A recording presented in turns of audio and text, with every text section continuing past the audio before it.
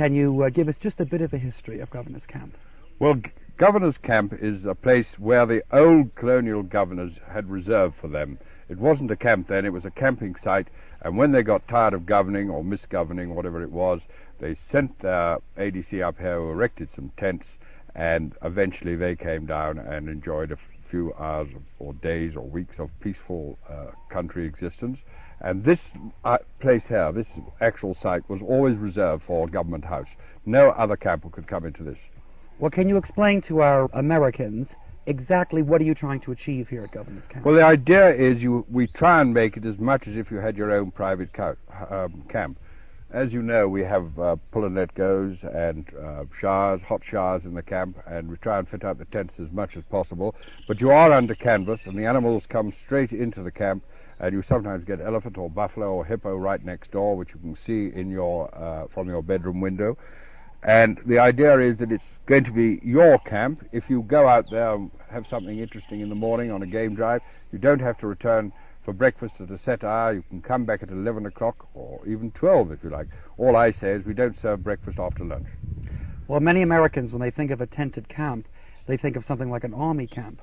Well, we have 18 tents. Each tent is a double tent with 2 beds in it. It's got a little cement passage outside which leads to the shower room with a pull and let go. I don't know if Americans know what a pull and let go is. No, what is a pull and let go? Well, it's a toilet, a flushing toilet, I should think you'd call it. Actually. Right. The one Thomas Crapper invented. What? The one Thomas Crapper invented. Is that so? I yes. thought it was some chap called, well, it doesn't matter, yes. But each one has their own private facilities. Yeah, and a hot shower, which they can use at any time. And it's really camping, but in more luxurious conditions. What about electricity? Well, we have got an engine down below hidden away, which we use for the water pump and the deep freezes and the bottle coolers. But actually, we don't supply electricity to the tents because we think it spoils the atmosphere. What would a lady do if she wanted to use her hairdryer? She can't. No. She just would have to let it go? Well, she can just leave her hair in the sun. There's plenty of sun around here, but there's no point. She won't be here so long, I dare say, so perhaps you could postpone her hairdo for a day or two till she gets back to her civilization. Well, you must have had some super experiences here.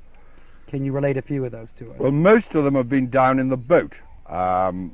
We take people down in this boat when the river's full, but we have had some terrific excitements with hippopotamus attacking us. When the river's low, the hippo get very frightened, and they are very much inclined to resent you coming down, and it has happened that he's charged the boat. Then it's every man or woman for herself. Everyone gets out, and the hippo destroys the boat. But we aren't doing it now. We're waiting till there's at least 6 foot of water. One of the big problems is the Germans. We have a lot of Germans up here, and some of them don't speak any English at all. But I have made up a sort of German language. You know how they have one sentence, which is all one word? Yes. And I made up a sort of thing for them. When they see a hippo and they're a bit worried, they say, I see that the hippo has left the pool, and I have to say this in German.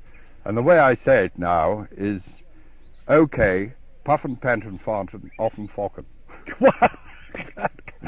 Which seems to carry the message fairly well. And hippos are right here in this river? Yes. Right adjacent to the camp? Yes, they come into the camp practically every single night and graze. You know, a hippo feeds at night on the surrounding vegetation. And they're very frightened of getting out in the day, and they get sunburnt too. But at night they come in, and we've got 3 tame hippo that come into the camp every night and graze around the tents. One night, actually, we have this one tame hippo, very tame, and every night we used to see it, my wife and I, on the way back to our house, which is right down at the end of the tent. And this night we saw it in the bushes on the edge, and instead of making a big detour, we decided we'd go straight past, because it never took any notice of us. And we went a little too close, about 10 yards, and suddenly this hippo turned round, snorted, opened his mouth, and came straight for us. And I defy anyone, however brave, to stand still. Before I knew what was happening, my legs were twinkling, and I was going flat out for the nearest tree. The night watchman gave a shriek and tore off, and my wife was left in the middle with her knees knocking together, absolutely motionless. The hippo fortunately turned off after having done the demonstration and went back to the forest. But when I got back to the house, I got a lot of talks on Sir Walter Raleigh and courtesy to women and all that sort of crap, and I didn't feel too good about it. What happens if I'm walking back to my tent? Well, and we I have a come night across watchman. We have a night watchman with a torch, and I always warn the guests, if he throws his torch down in his spare down and climbs a tree, you're in serious danger. Yeah. So what do you do? Well, then you climb the tree after him, actually. What is the sex life here at Mara? The sex life? Mm-hmm. Sex life is pretty poor, I think, actually. I don't know. We hear the zips going up and down like elephants trumpeting some nights.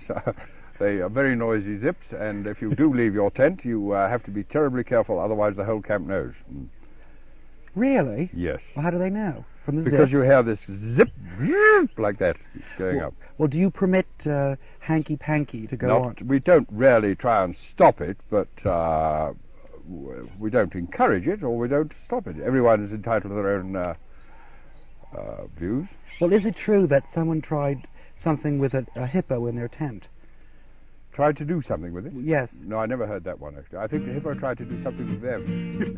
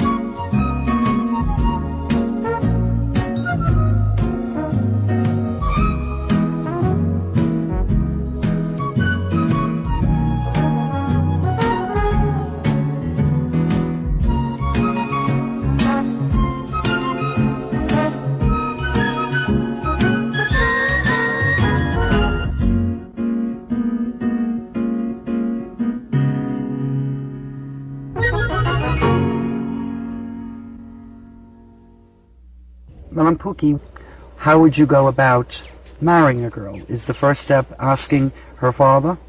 Yes, but the marriage will be done by parents, the parents of the daughter and the parents of the son. Do not do it by yourself.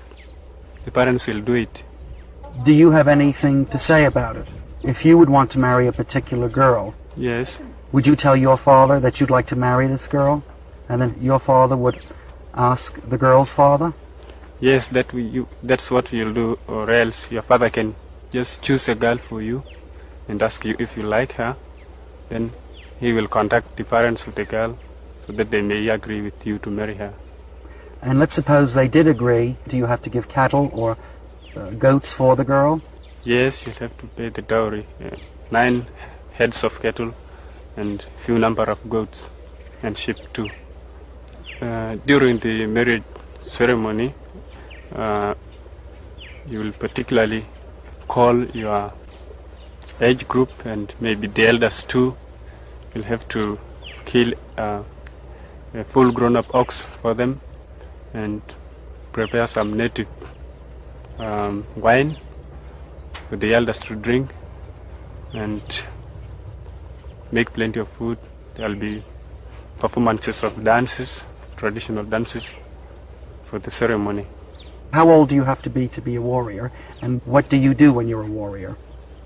You will have to start becoming a warrior at the age of from 17 upwards, and that will remain for a number of 8 to 10 years being a warrior. And the particular work of the warriors is they are responsible for the protective of their tribe from outside enemies, as well as protecting their possessions.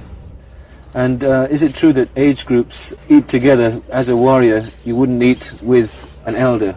A Moran wouldn't eat with an elder, is that correct? Yes, that is definite. You'll always be eating with your group age. You are never allowed, while you are still a warrior, to eat alone. You'll always eat in a group of 2 or more. It's not good that you eat alone. Neither drink water, nor eat anything. Can a woman eat with you? No, a woman will never eat with warriors at all. If she sees the meat that the warriors are eating, then that meat will no longer be eaten by the warriors. It's contaminated just by a woman looking at it? Yes, it's contaminated by that. Well, it's always possibly that the warriors prefers to eat their meat away from the boma in the forest at a lonely place, that it's possibly that there will be no woman who will come there. So if you are married and you are a warrior, Yes. you will never eat with your wife? You will never eat with your wife until you are a senior elder, till you have shaved your long hair. It means you are no longer a warrior. Let's suppose I was from another tribe or another clan and I stole some of your cattle. Yes. What would then happen to me? Would you come out and fight me, steal my cattle? In revenge to that, it's possible that all the warriors from my tribe will march into your country, to your tribe, and fight with them. If we conquer you, then we'll have to possibly take your possessions. And then what would you do with me? Could I then join your tribe? Not at all. You'll not be allowed to join my tribe. You'll always remain an enemy. You'll probably be killed. Yes. If you capture a village that somebody has stolen your cattle and you go to war with these people, what about the young girls? Do you ever take those? They can join the tribe. They can be married and they can join the tribe. Well, what if myself, as a Maasai, I murdered a brother? Yes. What then happens to me? You'll have to pay for the blood of the man you murdered. That is a charge of 49 head of cattle. You'll not possibly be murdered, but you'll have to pay for him. What does the tribe then think of me? As soon as you have paid, then the whole thing will be settled down and you'll be forgiven. When would you decide whether to murder me or I just have to pay the 49 cattle? You'll have to pay the 49 cattle, or if you refuse it, you might then possibly be murdered. Malampuki, what does your name mean? Malampuki means killing a lion. It's a name given to a person who has killed a lion. You've killed a lion? Yes, I did. Well, can you tell us how you killed the lion? And why did you kill the lion? As it is the responsibility of the warriors to guard their positions as well as their tribe. It happened one day that a lion came into our village and it killed a cow. Unfortunately, it escaped.